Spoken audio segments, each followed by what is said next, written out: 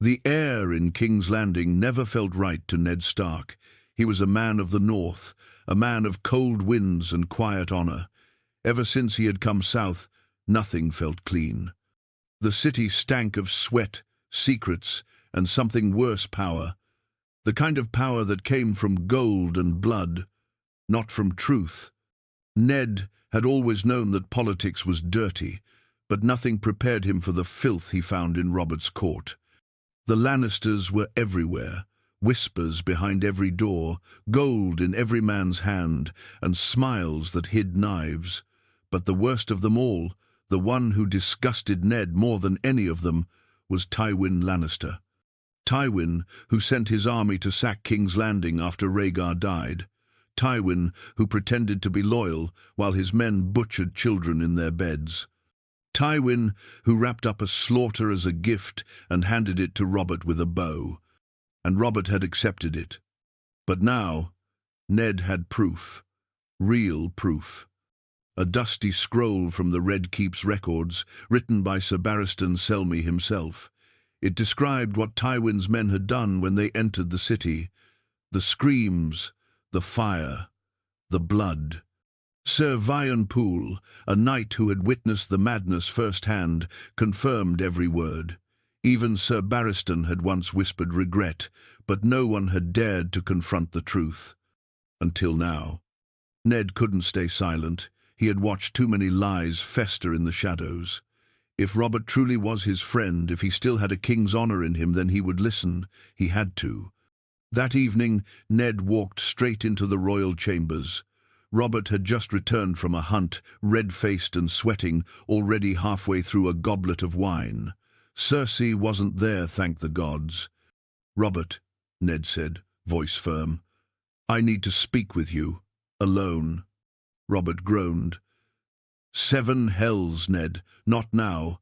I've got a headache and a belly full of bad wine. Can't it wait until tomorrow?" "No," Ned said, stepping forward. He pulled the scroll from his coat and dropped it on the table between them. "This cannot wait. Read it." Robert stared at the parchment like it might bite him. "What is this? More of your northern worries? I've got enough bloody problems." "Just read it, Robert. It's about Tywin, about what he really did when he took the city." Robert finally picked up the scroll, frowning as his eyes moved across the words. He read slowly at first, then faster. Then his hands began to tremble. "They killed the children?" he muttered. "They did more than kill them," Ned said, his voice like steel. "They butchered them. Elia Martell, her son Aegon, her daughter Rhaenys, slaughtered like animals. And then Tywin offered their corpses to you as a gesture of loyalty." Robert stood up, his face pale. The goblet fell from his hand and shattered on the stone floor. Wine pooled like blood around his boots. "No," he whispered. "No. They told me the city was taken in battle, that the children died during the chaos." "They lied," Ned said. "You were lied to so you could wear the crown with clean hands, but your crown is soaked in blood, Robert. Tywin Lannister used your war to settle his own scores." Robert turned away, gripping the edge of the window. The sun was setting over King's Landing, and for a moment his strong shoulders looked smaller. He didn't speak for a long time. "I never wanted this," he said at last. "I just wanted Rhaegar dead. I didn't want to be king. I didn't want to be this." "You are king," Ned said. "But now you have a choice.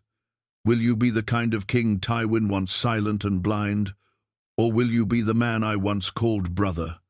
Robert didn't answer, but Ned could see it in his eyes. Something inside him had cracked, and if Robert chose to act on it, the lion's den was about to burn. The silence in the room hung like a blade. Robert stood with his back to Ned, staring out over the city that had made him king. Below them, the streets of King's Landing moved with life merchants shouting, whores laughing, children playing in alleyways. But all Robert could see was a child's bloodied cradle, a baby's broken skull. Elia Martell's screams swallowed by stone walls. He had been fooled. And worst of all, he'd let himself be fooled. "I gave that bastard Tywin everything," Robert muttered, more to himself than Ned. "Gold, respect. I let his daughter become my queen. And all this time—" Ned stepped forward slowly. "Robert, there's more. I spoke with Sir Vion Poole, he was there. He said Tywin's men flew your banners while they did it. They made it look like you ordered the killings." Robert turned, his eyes wild. "Are you saying they made me a butcher?" "I'm saying they made you the shield for their crimes."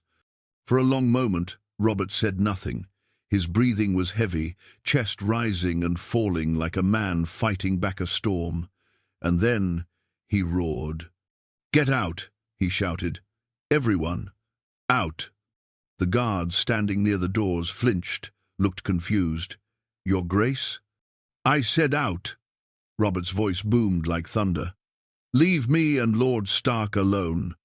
The doors slammed behind them, leaving only Ned and the king. Robert stumbled to the wine again, but his hands shook too much to pour. He knocked over the flagon, cursed, and sank into a chair like the weight of his crown had finally crushed him. "She's in my bed every night," he whispered, "the daughter of the man who murdered children. I thought marrying her would unite the realm. I thought I was building peace." "You were building a Lannister throne," Ned said coldly.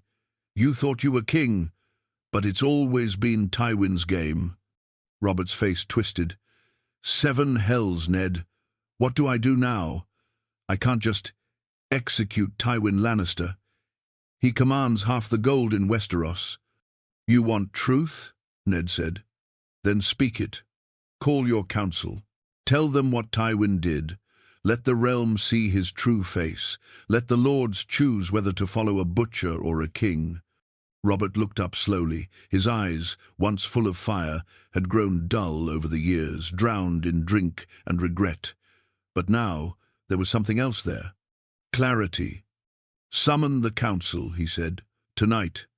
With this rengen, with the knees with plies, you next to wreck of Wasser." Word spread fast. Varys was the first to appear, gliding into the small council chamber like a shadow. "My lord Hand," he said to Ned, bowing slightly. "I hear troubling winds blow through the Red Keep." Then came Renly, his face tense but curious. "Robert looks like a storm's brewing in him. That can't be good for anyone." Next was Grand Maester Pycelle, slow and wheezing, always carrying the weight of pretending to be older than he truly was. Last came Littlefinger, smirking as always. "So," he whispered to Ned, "have you finally convinced our king to play judge instead of drunk?" Ned ignored him. When Robert entered, silence fell. No one had seen him like this in years, sober, focused, and angry. "I called you all here for one reason," he said, voice hard. "Because I've been lied to, and I think it's time the lies stopped." The council shifted in their seats. "I've learned what Tywin Lannister did the day the Mad King died. He didn't save this city, he butchered it. He sent his men under my banners. He murdered children, and I've been made a fool." Pycelle turned pale. Renly's eyes widened. Varys blinked slowly. Only Littlefinger smiled wider.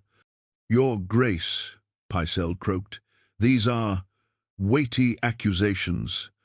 "They are truths," Ned said, stepping beside Robert. "And the realm deserves to hear them." Robert slammed a fist on the table. "From this day forward, Tywin Lannister is summoned to answer for his crimes. If he refuses, he will be named traitor to the crown." Varys coughed delicately.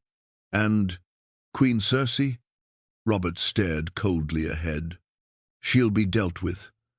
That night, Queen Cersei Lannister stood at her chamber window, staring at the flames of 100 torches below. Something was wrong. She could feel it like a cold wind creeping under the door. Robert hadn't spoken to her since returning from the hunt. No drunken shouting, no clumsy hands, no sneering insults. Silence from the king was worse than his usual rage. Silence meant planning. Cersei turned as Jaime entered, removing his golden armor. He watched her closely, reading her face as easily as he read battlefields. "What is it?" he asked. "Robert knows," she whispered. Jaime stiffened. "Knows what?" Cersei moved toward him, voice low and sharp. "About father, about Ilya, about the children." He didn't ask how she knew. The whispers had already started echoing through the halls, servants scurrying with downcast eyes, Varys vanishing like a ghost, Littlefinger smiling too widely. "He's summoned the council," she continued. "He's preparing to call father to answer for it all." Jaime scoffed. "Let him. Father doesn't answer to anyone, least of all Robert Baratheon." Cersei grabbed Jaime's wrist, hard. "You don't understand. Robert might finally grow a spine, and Ned Stark is feeding it to him." Jaime looked away, jaw clenched. "We should have killed Stark the day he set foot in the capital." "No," she hissed. "It's too late for that now. If Robert speaks this in court, if he dares name our house a family of butchers, the realm will turn on us. So, what do you want to do? Poison the king? Burn the records?" Cersei didn't answer right away. Her eyes darkened, and a familiar fire returned to her voice.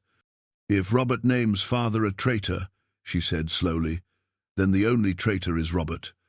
Now as we's the sexes Rekabah, the Arsend, with the Deus ad will dot." Meanwhile, Ned Stark stood at the balcony overlooking the training yard. He watched his daughters Sansa walking with Septa Mordaena, Arya swinging a wooden sword with Syrio. For a moment, he allowed himself a rare breath of peace. But it didn't last. Petyr Baelish joined him with that same smug look on his face. "You've stirred a sleeping lion, my lord," Littlefinger said, hands folded behind his back. "And now you're waiting to see if it bites or burns." "I did what was right," Ned said, not looking at him. "Right?" Petyr chuckled. "Right doesn't last long in King's Landing, but I'll admit it's been amusing watching Robert pretend to be king again." Ned turned to face him. "What do you want, Baelish?"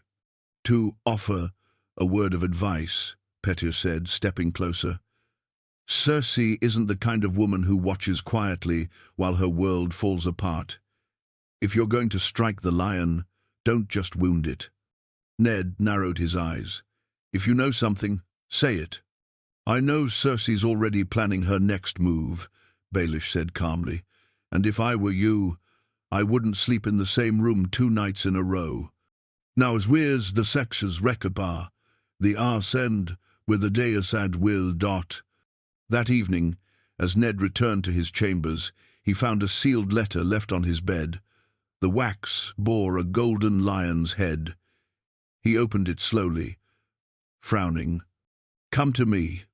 One last time, for truth, Cersei." Ned stared at the letter for a long time. He didn't trust her, but something told him he had to hear what she had to say. Or maybe she wanted to hear what he would do next, before she made her own move. The Queen's chambers were quieter than usual. No handmaidens fluttering about, no guards posted at the door. It was as if the entire Red Keep had turned its gaze away, pretending not to notice what was about to happen behind that golden lion-carved door. Ned Stark entered without knocking. Cersei sat near the hearth, a goblet of wine in her hand.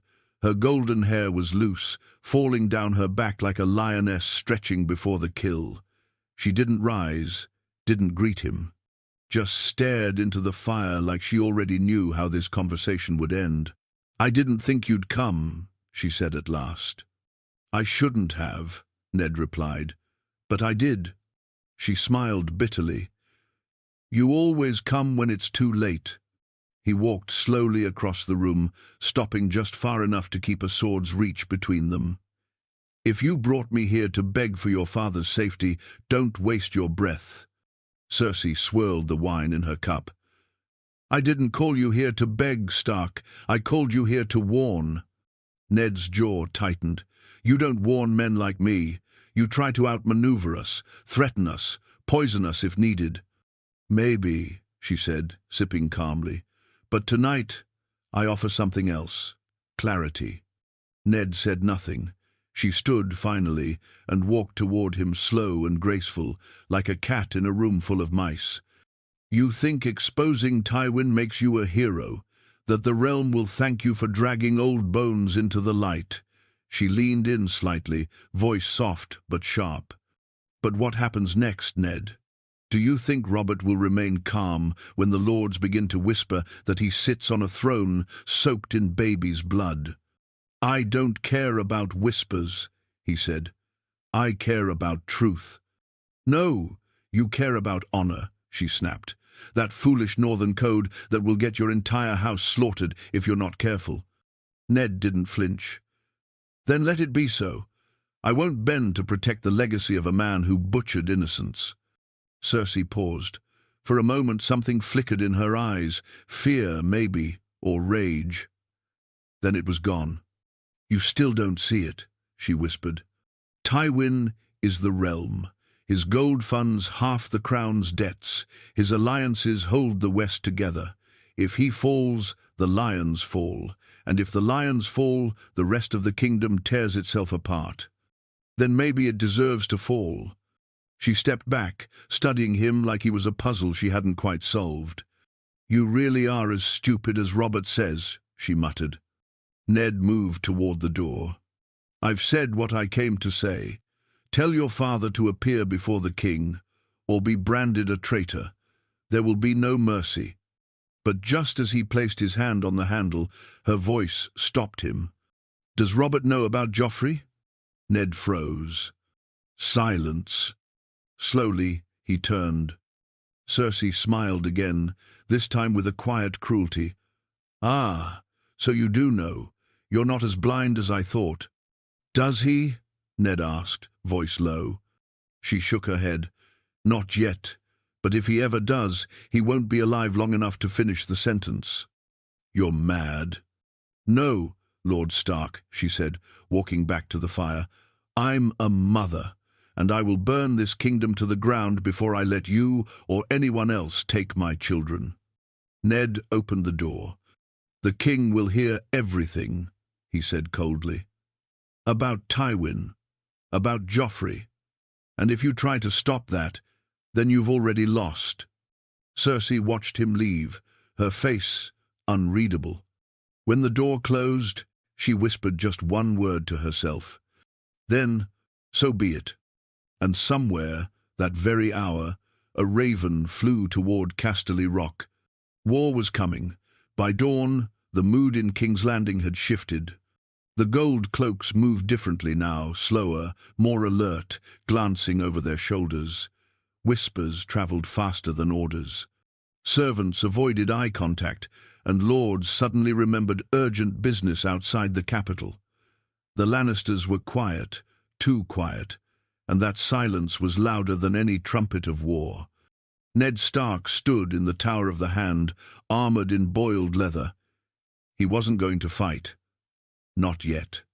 But today, he would walk into the throne room and stand beside Robert while the king summoned Tywin Lannister to face justice. There would be no trial, just a demand. Answer the charges, or be named traitor to the crown. But something gnawed at him, a weight behind his ribs that wouldn't leave. He was about to bring the lion to its knees. But lions didn't kneel. They pounced. Suddenly, there was a knock. Fast, frantic. It was Sir Barristan Selmy. My lord, he said, breathless, you must come. The king, he's been wounded. Ned's heart stopped. He followed Barristan without a word, boots echoing on cold stone, his mind racing. Was it the wine? A blade? A trap? Had Cersei moved already? They entered Robert's chambers, and there he was bloody, groaning, laid across his bed like a dying stag. His chest was wrapped in bandages, soaked in red. The smell of rot was already in the air. "What happened?" Ned demanded. Barristan looked ashamed. "He was hunting. They say a boar gored him. But something feels off. No one saw how it happened, and the king drank half a barrel of wine before it began." Ned stepped forward, pushing past Grandmeister Pycelle. Robert's eyes fluttered open, and he smiled weakly. "Ned," he croaked, "you were right." "No, don't speak," Ned said. "Save your strength." But Robert shook his head. "It's too late for that. They got me. Sloppy fool I am. I let her play me one last time." Ned clenched his jaw. "Cersei," Robert nodded. "She made sure I'd be too drunk to hold my spear. I don't know how, but she planned this, or someone did." Pycelle mumbled something about leeches and moon herbs, but Ned silenced him with a look. Robert gripped Ned's hand tightly. "Promise me something. Anything. Don't let her take the throne. Not for her. Not for that boy. He's not mine, Ned. I know that now." "I already knew," Ned said quietly. Robert closed his eyes. "Then do what I never had the courage to. Tell the truth." He reached for parchment with a shaking hand. Ned helped him steady it. Robert began to dictate his final words. "I, Robert of House Baratheon, first of my name." The room was still. Even Pycelle stopped breathing. "Do hereby name Eddard Stark, Lord Regent, to rule in my stead until my heir comes of age." He paused, eyes heavy. "Right, my heir. Don't name him. Let them fight over that." Ned hesitated, then wrote it down. A lie wrapped in a final attempt at peace. Robert sighed, voice fading. "I was never a good king, was I?"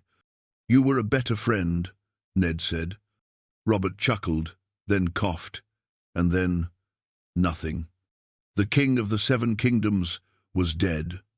We have the Nav 17 Nav, the bread viands the Nav, and the Nav the tent." Later that day, the Iron Throne room filled with lords and whispers. Cersei stood tall beside her son, Joffrey, who already wore a smug golden crown, too big for his head. Jaime was there too, his eyes locked on Ned like a drawn sword. Ned stepped forward with the king's final decree in hand. "Robert Baratheon is dead. He named me Lord Regent until his heir comes of age." Cersei's voice cut through the hall like a blade. "He has come of age. Joffrey is the heir, the true king." Ned raised the parchment. "This is Robert's seal, his words." Cersei's green eyes narrowed. "Then you are a traitor, Lord Stark." Gold cloaks turned, and one by one they raised their swords. The blades gleamed like fangs. Dozens of gold cloaks filled the throne room, swords drawn, faces tense. They didn't look at Joffrey. They didn't look at Ned. They looked at Littlefinger, and he nodded. And that's when Ned Stark understood. This wasn't just a coup. It had already been bought. "You swore loyalty to the crown," Ned shouted, stepping in front of the throne's dais, the king's decree still clutched in his hand. "We did," said Janos Slynt, commander of the City Watch, "and now the king is Joffrey." Cersei stepped forward with quiet, venomous grace. "Tear that paper up, Lord Stark. The game is over." Ned stood tall, refusing to step back. "I charge Tywin Lannister with treason, and you, your grace," he said with a bitter sneer towards Cersei, "with lies, incest, and the murder of the king." The entire room froze. Even Joffrey blinked in confusion. Cersei's mask didn't crack. "Kill him!" That one simple word turned the throne room into chaos. The gold cloaks surged forward, steel clashing, boots thundering on stone. Sir Barristan Selmy, with all the grace of an aging lion, drew his sword to protect Ned. "I served the crown," he said coldly, "not the vipers who stole it." Two guards lunged toward Ned, but Sir Barristan met them head-on, cutting one down with a single swing and sending the other stumbling. Ned tried to reach for his sword, but pain exploded through his leg, a sharp blow from behind. He collapsed to one knee, breath stolen. Littlefinger appeared beside him, calm and smug. He leaned down and whispered in Ned's ear, "I told you not to trust me." Then he drove a dagger into Ned's thigh. Ned roared in pain and fell fully to the ground, blood soaking through his trousers. Around him, the gold cloaks swarmed, surrounding Sir Barristan, forcing him back. Renly Baratheon was gone, slipped out the side the moment swords came out.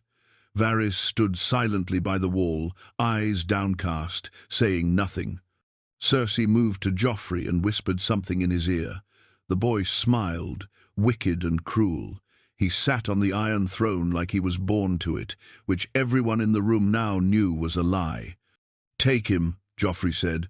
"Lock him in the black cells. Let him rot."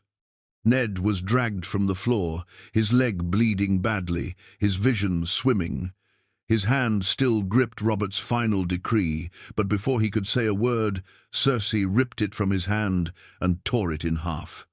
"Now it never happened," she said. As they pulled Ned through the throne room, Arya Stark, hiding near the pillars with Syrio Forel, saw it all. Her eyes went wide with horror, and Syrio placed a hand on her shoulder. "Now, little wolf," he whispered. "Now we run. Wheeze, wheeze, rider muckers, wheeze, Leidens, wheeze, wheeze, wheeze."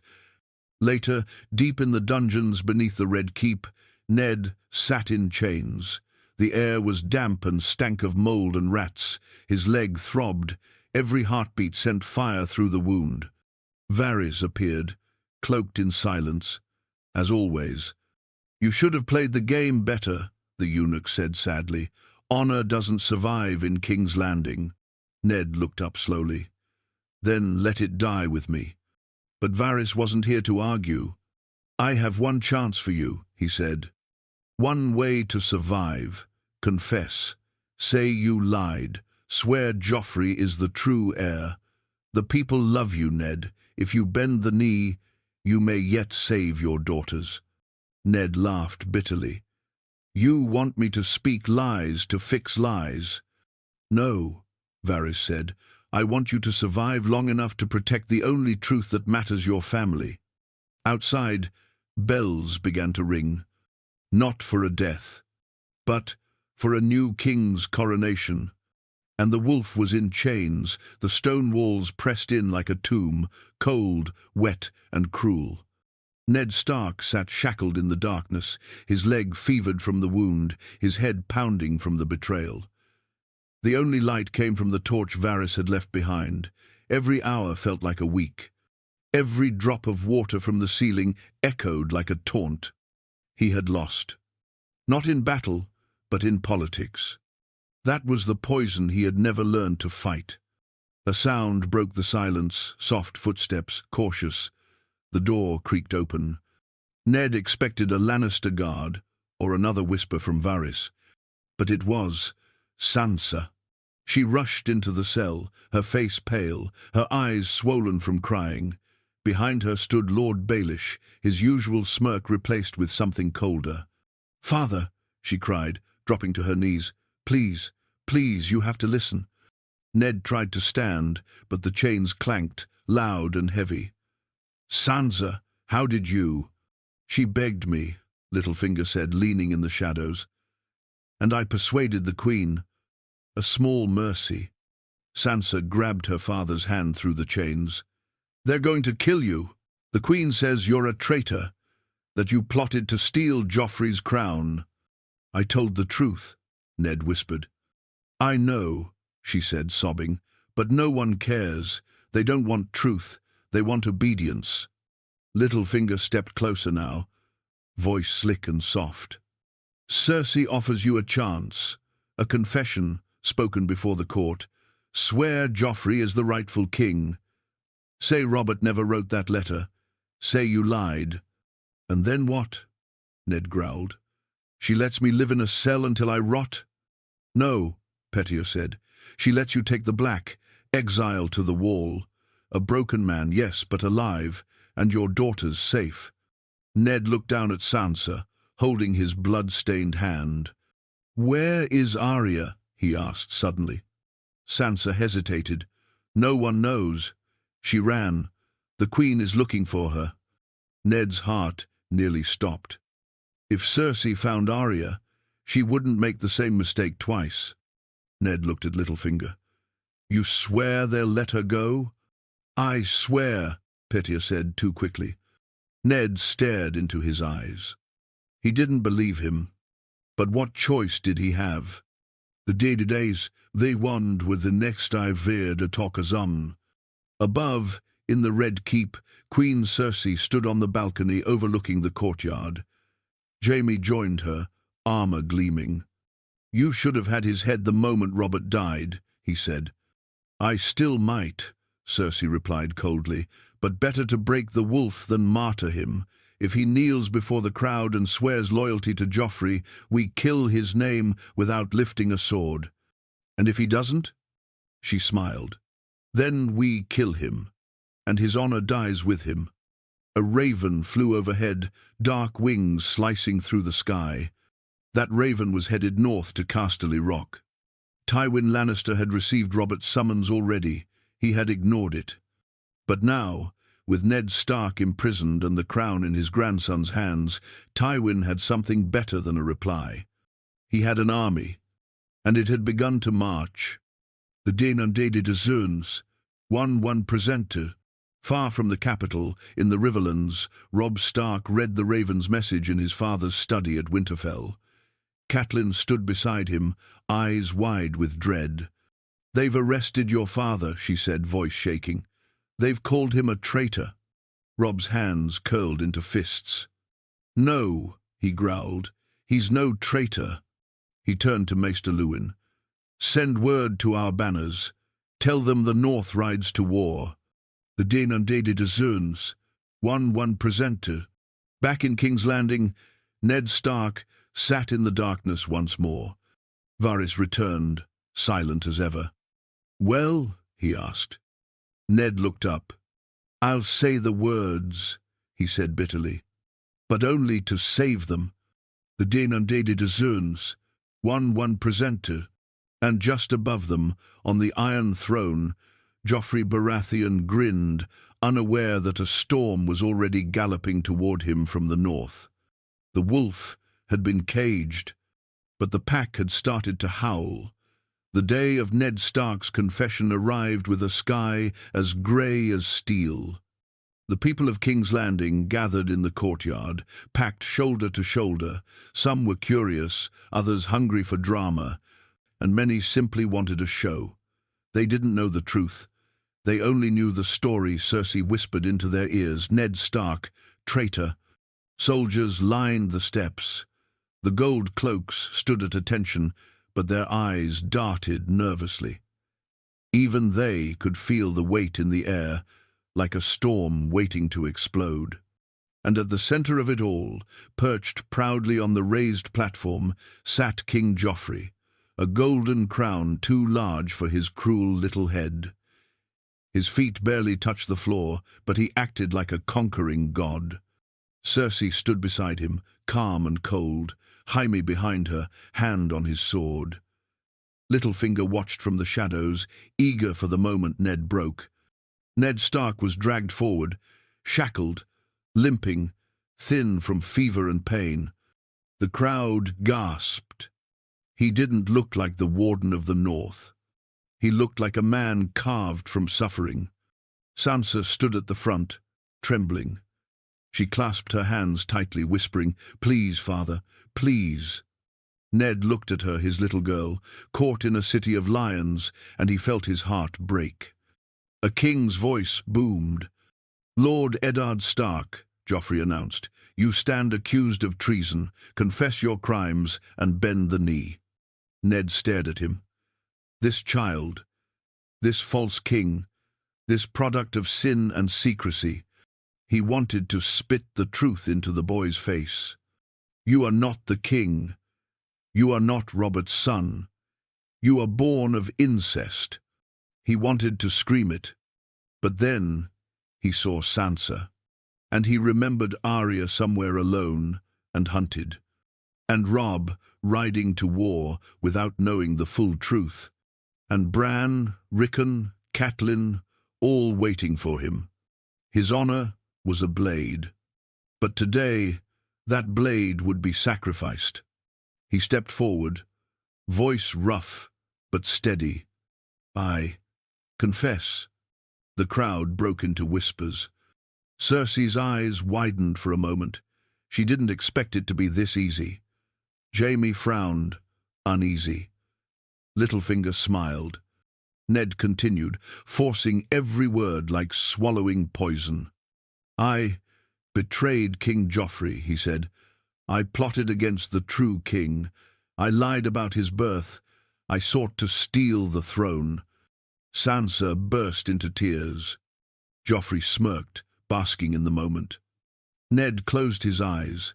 Every word he spoke killed a piece of him, but if his humiliation bought his daughters' lives, he would endure it. When he finished, he bowed his head.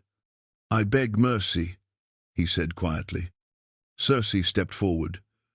"Your Grace, as his mother and your protector, I request." But Joffrey raised his hand. Everyone froze. "No," he said with a wicked smile. "My father taught me to be strong. My mother thinks mercy is weakness." Cersei's face dropped. "Joffrey," she whispered, "this is not—" "Sir Ilyn," Joffrey shouted, standing, "bring me his head." The courtyard erupted into chaos. Ned's chains rattled as guards forced him toward the block. Sansa collapsed, screaming. Cersei grabbed Joffrey's arm, furious, but the boy pushed her away. Jaime reached for his sword, not to kill Ned, but to stop the madness. But it was too late. Ned met the eyes of the executioner. He wasn't thinking of betrayal. He wasn't thinking of kings. He wasn't even thinking of honor. He thought of home, the cold winds of Winterfell, his children's laughter, Catelyn's gentle smile. And then the blade fell.